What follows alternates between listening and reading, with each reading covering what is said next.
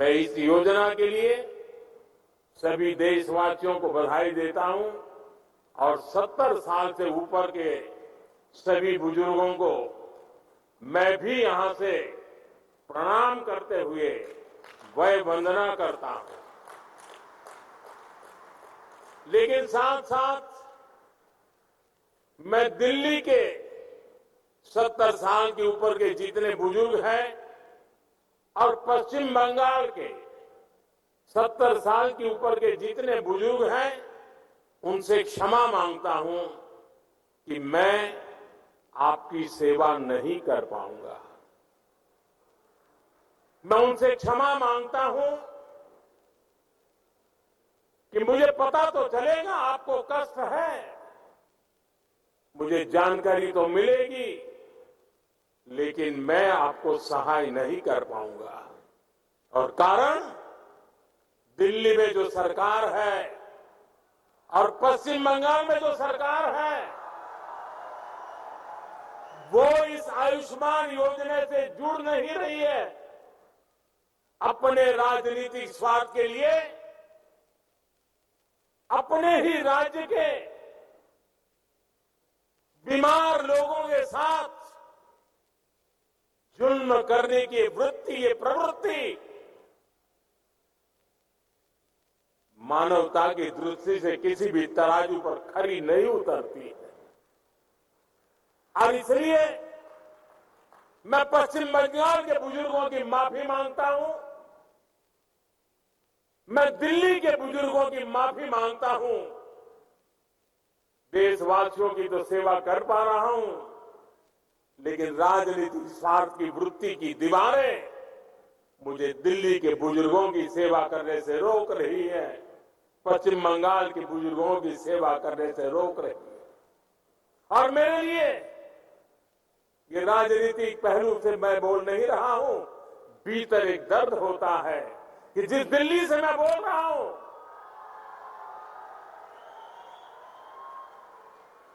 दिल्ली के भी बुजुर्ग मेरी बात सुनते होंगे।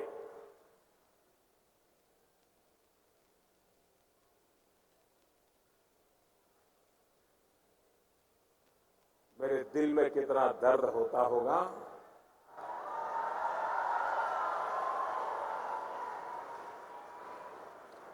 मैं शब्दों में बयान नहीं कर पाऊंगा। साथियों, गरीब हो, मध्यम वर्ग हो, सभी के लिए इलाज का खर्च कम से कम हो, ये हमारी सरकार की प्राथमिकता रही है। आज देश भर में 14,000 से ज्यादा पीएम जन औषधि केंद्र इस बात के साक्षी हैं कि हमारी सरकार कितनी संवेदनशीलता से काम कर रही है। जन औषधि केंद्रों पर 80% डिस्काउंट पर दवाइयां मिलती है। अगर ये जन औषधि केंद्र ना होते तो गरीबों को, मध्यम वर्ग को अब तक जो दवाइयां बिकी है उसके हिसाब से मैं कह सकता हूं कि 30,000 करोड़ रुपया उनका दवाइयों के लिए ज्यादा खर्च हुआ होता, उनके 30,000 करोड़ रुपए बचे क्योंकि जन औषधि केंद्र से दवाई मिली, 80% डिस्काउंट में मिली। आप जानते हैं हमने स्टेंट और नी इम्प्लांट में जैसे उपकरणों को सस्ता किया है। अगर ये निर्णय भी ना लिया होता तो सामान्य मानवी पर, जिन्होंने ये ऑपरेशन करवाए हैं, उनको 80,000 करोड़ रुपए ज्यादा खर्च करना पड़ता। ये हमारे प्रयासों का परिणाम है कि उनके 80,000 करोड़ रुपए बचे हैं।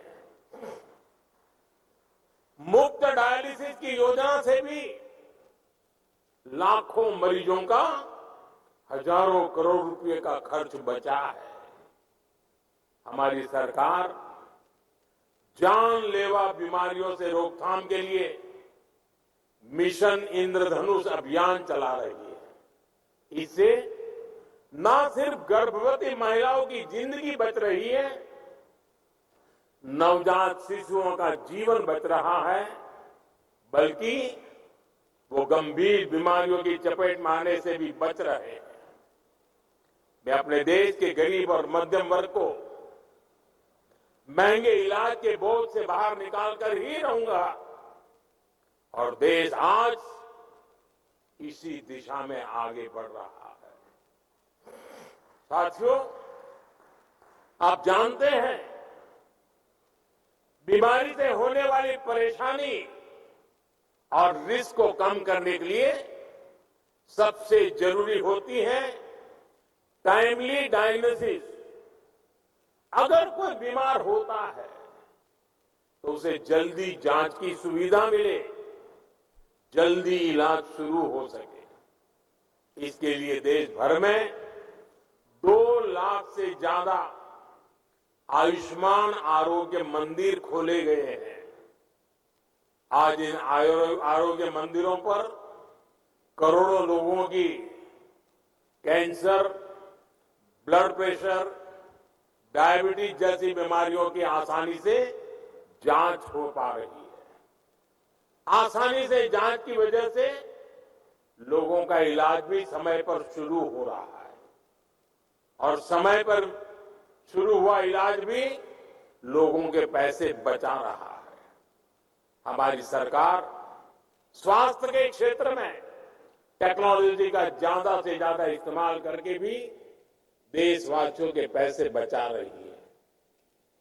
ई संजीवनी योजना के तहत अब तक 30 करोड़ लोग, यह आंकड़ा छोटा नहीं है, 30 करोड़ लोग मान्य प्रतिष्ठित डॉक्टरों से ऑनलाइन परामर्श ले चुके हैं।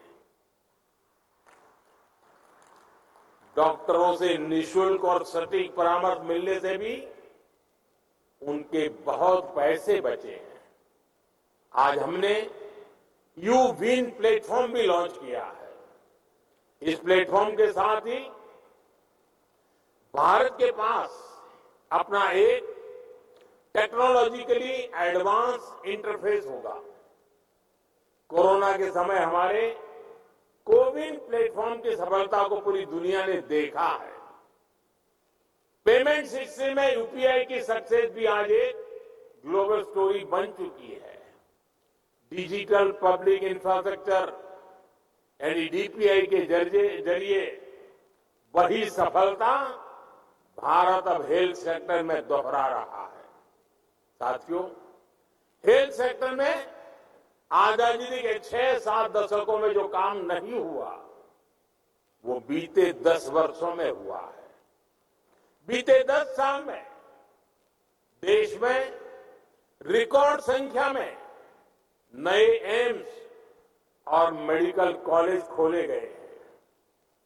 आज इस कार्यक्रम में ही कर्नाटका, यूपी, एमपी और मध्य प्रदेश, वहां कई हॉस्पिटलों का शिलान्यास हुआ है। कर्नाटका के नरसापुर और बोम्मा सांद्रा में, मध्य प्रदेश के पीथमपुर, आंध्र प्रदेश के अचितापुरम और हरियाणा के फरीदाबाद में नए मेडिकल कॉलेजों का शिलान्यास हुआ है। यूपी के मेरठ में नए ईएसआईसी हॉस्पिटल का काम भी शुरू हुआ है। इंदौर में भी अस्पताल का लोकार्पण हुआ है। अस्पतालों की बढ़ती हुई संख्या बताती है कि मेडिकल सीटें भी उतनी ही तेजी से बढ़ रही है। मैं चाहता हूं किसी गरीब बच्चे के उसका जो डॉक्टर बनने का सपना है, वो सपना टूटना नहीं चाहिए। और मैं मानता हूं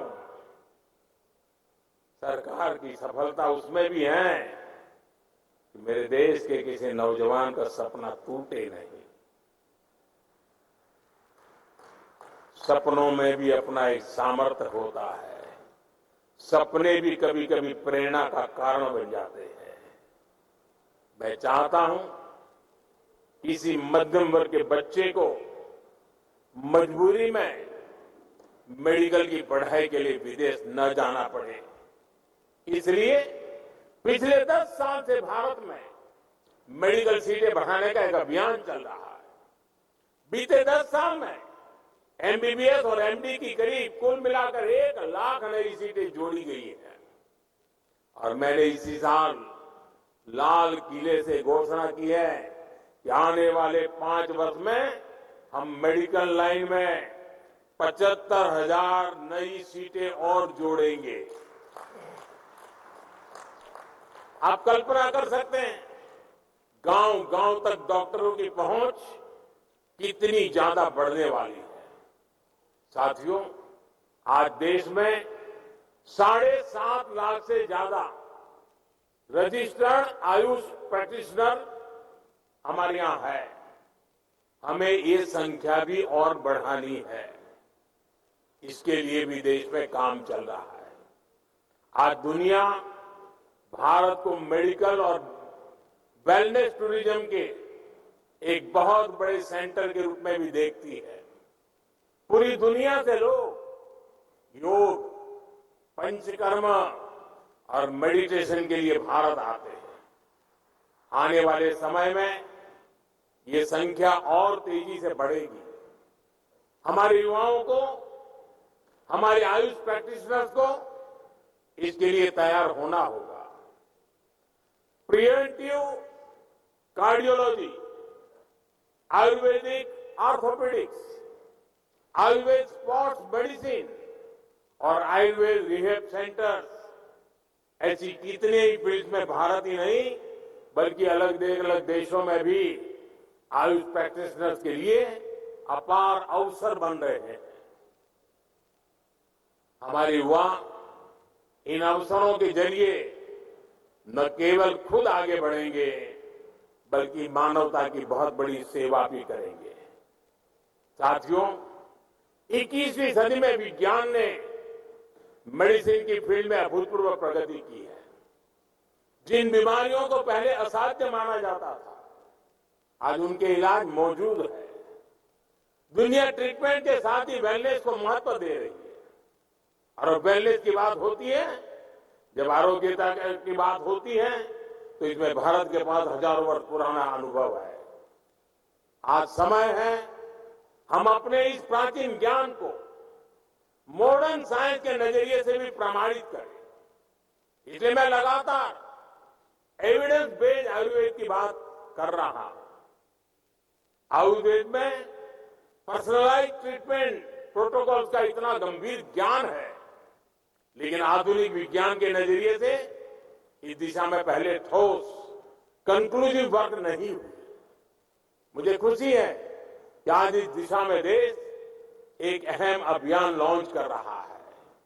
ये अभियान है प्रकृति परीक्षण अभियान।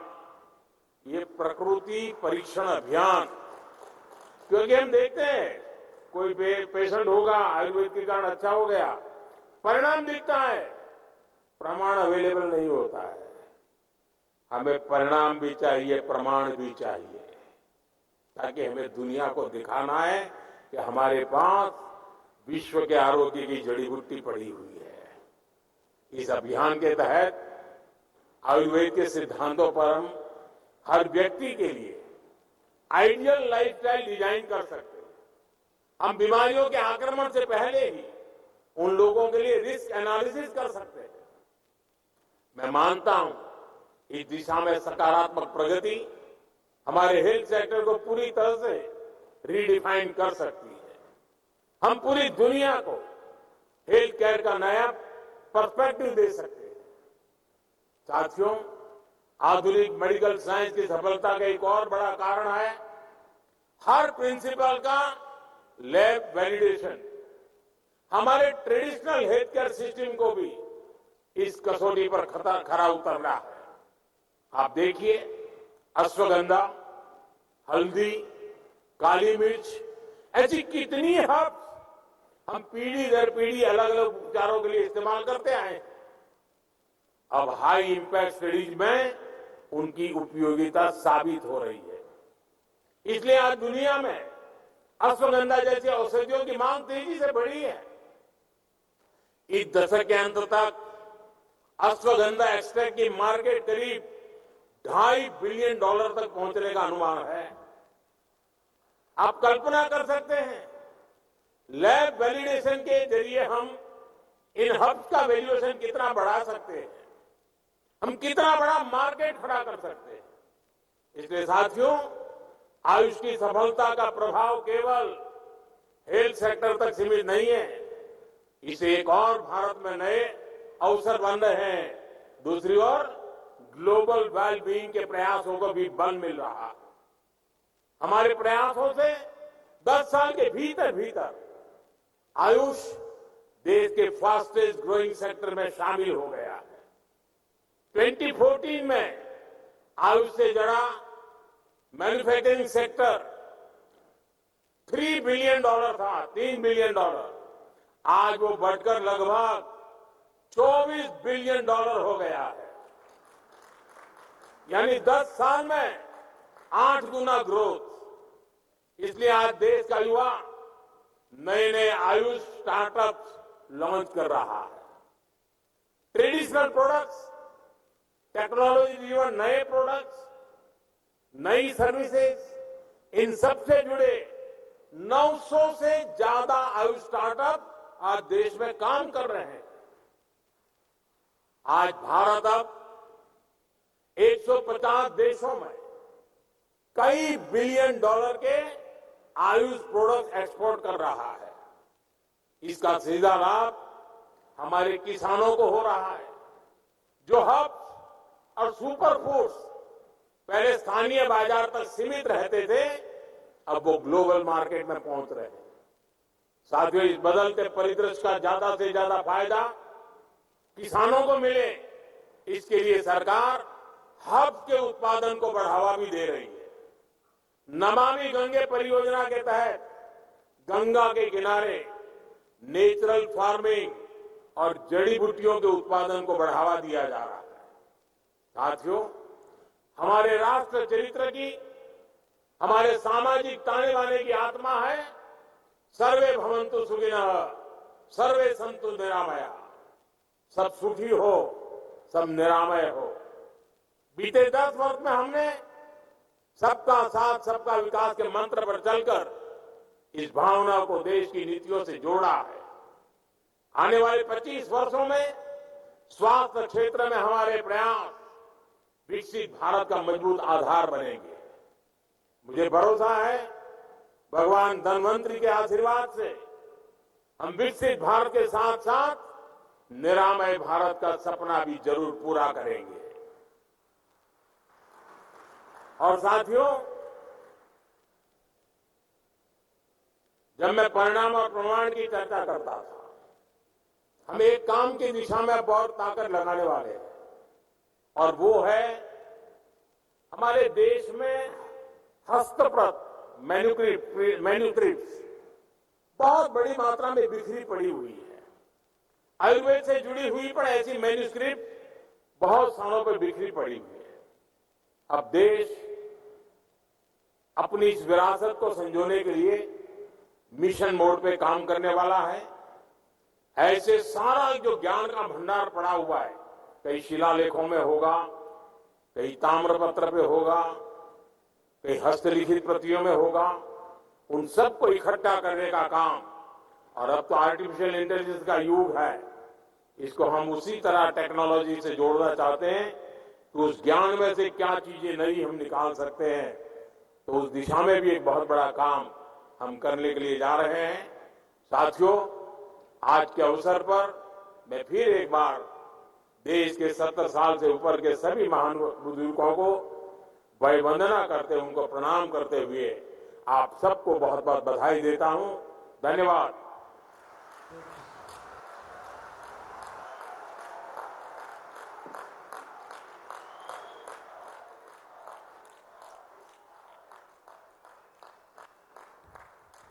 भाषण रखुले देशव्यापी आयुष्मान भारत पार्ट 2 योजनार शुभारंभ करिसेंती एवं अखिल भारतीय आयुर्वेद प्रतिष्ठान ने मोदी एक कथा कहते कि निरामय भारत सुस्थ भारत धन्वंतरी निरामय भारत ये परिकल्पना भारत सरकार रही। सबका साथ सबका विकास सहित निरामय भारत नहीं केंद्र सरकार जो योजना करिसेंती आयुष्मान योजना अंतर्गत 70 वर्षरु अधिक वयस्क व्यक्ति माने एथर सामिल होती योजना रे एवं ए योजनार लाभ नहीं पारे सुस्थ रही पारिबो भारत सहित कोविड समय कथा कहते कि कोविड समय भारत महामारी परिचालना जो भली ढंग थिला पूरा विश्व ताकू देखिथिला एवं वैक्सीन जेतेबेले आसिला से समय वैक्सीन बंटन करा जायतिला सारा विश्व ताकू देखिथिला ए परिचालना सहित वर्तमान स्वप्न रही कि आयुष्मान भारत योजना अंतर्गत जो माने रहिबे हिताधिकारी सेमानक निकट में स्वास्थ्य सुविधा ठीक से पहुंची पारिबो एवं अनेक बड़ बड़ प्रकल्पर मध्य शुभ उद्घाटन करिसेंती आज प्रधानमंत्री नरेंद्र मोदी अवसर में।